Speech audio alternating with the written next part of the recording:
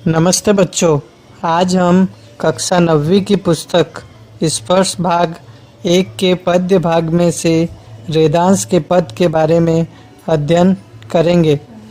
इन पदों को रेदांश द्वारा लिखा गया है जो भक्तिपरक पद हैं और हमारी पाठ्य पुस्तक में इन पदों की संख्या 2 है।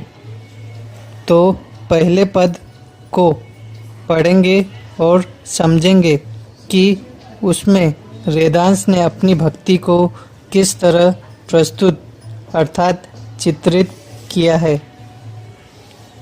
अब कैसे छूटे राम नाम रट लागी, प्रभु जी तुम चंदन हम पानी, जाकी अंग अंग बास समानी, प्रभु जी तुम घन वन हम मोरा, जैसे चितवत चंद चकोरा, प्रभु जी तुम दीपक हम बाती, जाकी ज्योति बरे दिन राती, प्रभु जी तुम मोती हम धागा, जैसे सोनहि मिलत सुहागा, प्रभु जी तुम स्वामी हम दासा, ऐसी भक्ति करे रेदासा।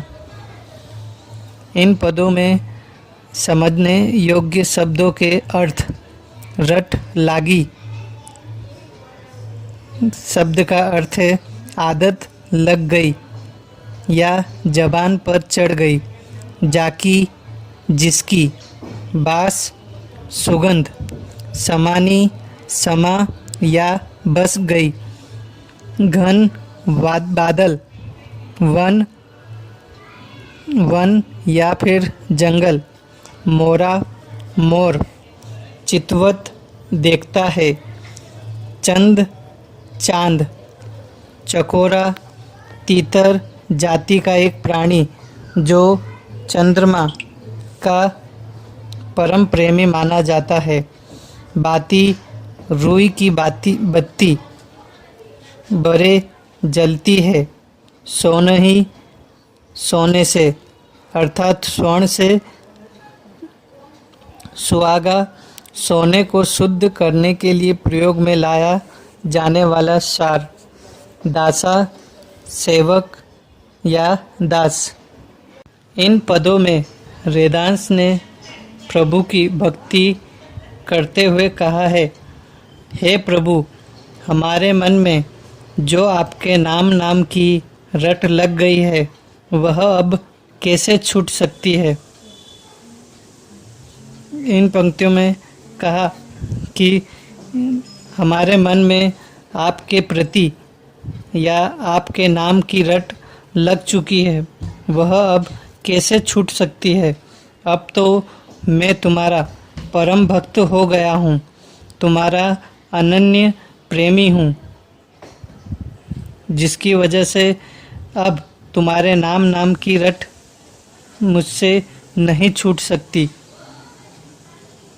और साथ ही साथ रेदांश ने अलग अलग उदाहरणों को देते हुए एक दास और प्रभु के बीच का संबंध अर्थात दोनों किस तरह से परस्पर सहयोगी हैं उसका उदाहरण दिया है।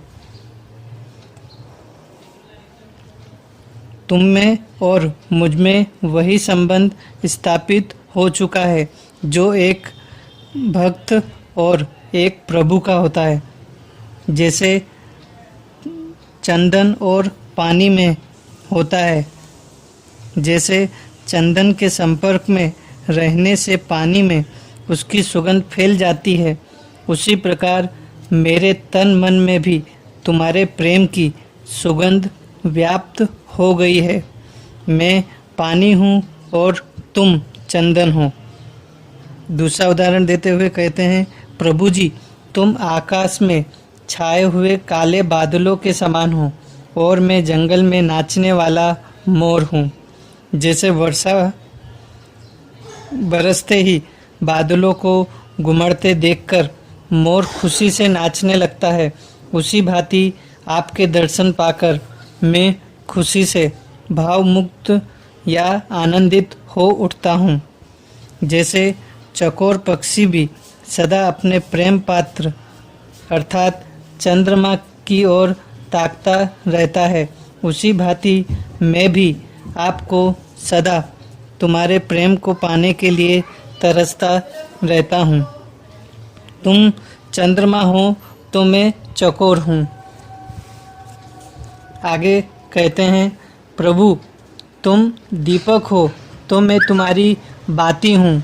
मैं बाती के समान सदा तुम्हारे प्रेम में जलता रहता हूँ। तुम्हारे ही प्रेम की चमक दिन रात मेरे मन में समाई रहती है।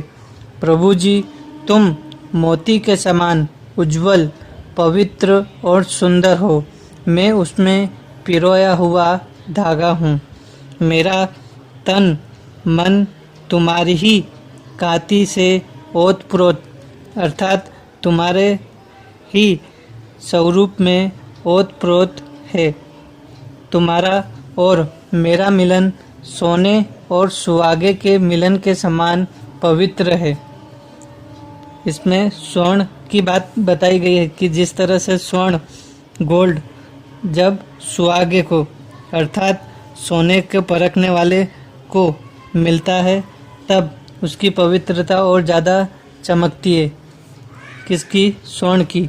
जैसे सुहागे के संपर्क में आकर सोना और ज़्यादा अधिक खरा और ज़्यादा अधिक आकर्षित हो जाता है, उसी प्रकार मैं तुम्हारे संपर्क में रहने से शुद्ध बुद्ध हो जाऊंगा।